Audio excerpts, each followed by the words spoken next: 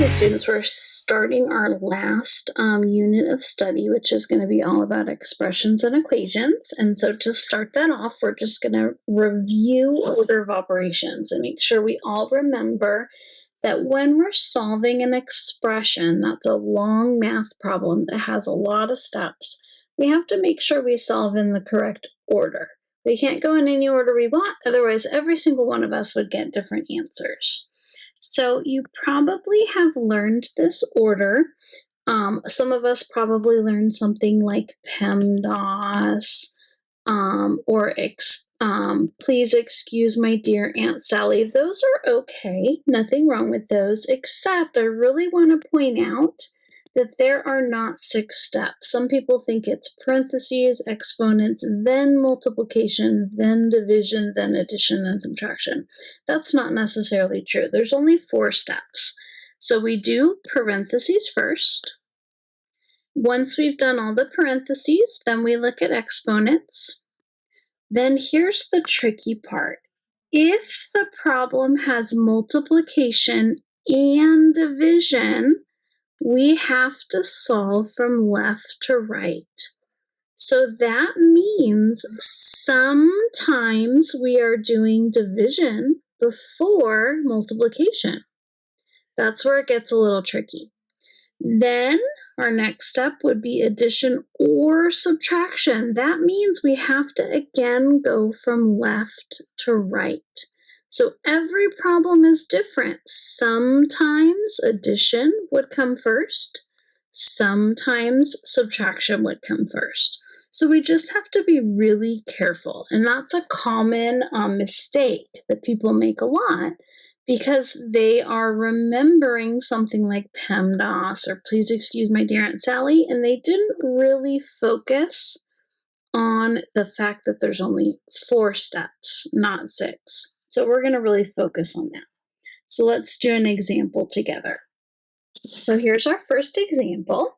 I'm looking and I see addition, I see parentheses, division. Now this is important. Sometimes we see parentheses thrown in there like here, and they really don't have any purpose. So we need to not be kind of tripped up by that. These parentheses don't need to be there. But over here, we see parentheses again, but these parentheses are telling us to multiply. So this is actually multiplication. This is not parentheses. So it gets a little confusing. Now I notice that there isn't anything inside parentheses that I need to solve, and there aren't any exponents. So this is still going to be my first step, multiplication. So 1 times 1 is 1. And I always work down. We're going to see when we get into 7th grade honors math that the problems get really long and hard, and we need to get out of the habit of writing work all over the place. So we're always going to be really organized and work down our paper. So then I bring everything else down. I bring my addition sign down. I bring my 9 down. I bring my addition sign down. I bring my 7 down. I bring this division and the 1. Okay, so now I'm actually all the way on step 3. I did multiplication. Now I'm going to do my division. 1 divided by 1 is 1. Bring everything down. Again, I'm keeping it very organized. I don't have messy work all over the place. That's how I'm going to get lost really quickly, because math starts to get complex from here on out.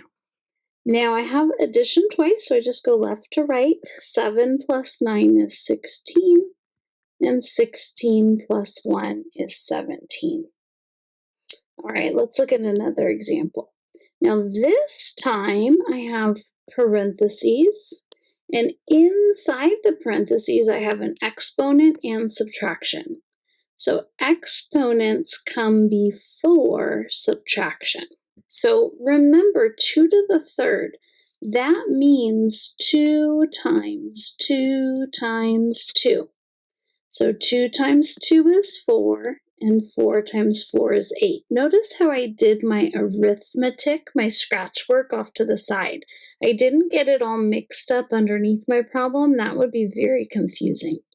I always want to keep my algebraic work. Now that we're getting into higher levels of math, we have big fancy words for things. I keep it organized. Now I'm still working on parentheses, so I need to do this subtraction before I do anything else. So 9 minus 8 is 1. Bring everything else down. See, nice and neat and organized going down my page. Next, I would have my exponents. Again, remember that this is 3 times 3. Notice I'm doing my scratch work way off to the side so it's not confusing, which is 9. So 9 plus 1 gives me my answer of 10. I like to call this the triangle method. Each step is nice and neat. Any scratch work I had to do needs to be way off to the side, or if you are really neat and clean and that bothers you, you could always have a separate paper for your scratch work, your arithmetic, but we want to keep our algebra nice and neat in the middle. Okay? Now let's look at a really tricky one. I love these ones. Look at this guy here. That's our fraction bar. We talked about that a little bit in our division video and how we're learning that this is another way of showing division. This also shows us order of operations. So what this is telling us is that we do everything in the numerator first, and then the division is last. We do everything in the denominator second. So the first thing we're going to do is we're going to simplify the numerator. So first I have multiplication. So 3 times 6 is 18. So I end up with 2 plus 18 over 2 to the third. I'm still in my numerator. 2 plus 18 is 20 over 2 to the third. So now that my numerator is done, second, I move on to my denominator. 2, I wrote 2 to the third twice there. That was a mistake. This should say 2 to the second power. I'm glad I caught that. So now I have 2 to the second power, which is 4. That's in my denominator. And then very, very last, notice the division sign was last. 20 divided by 2 is 5.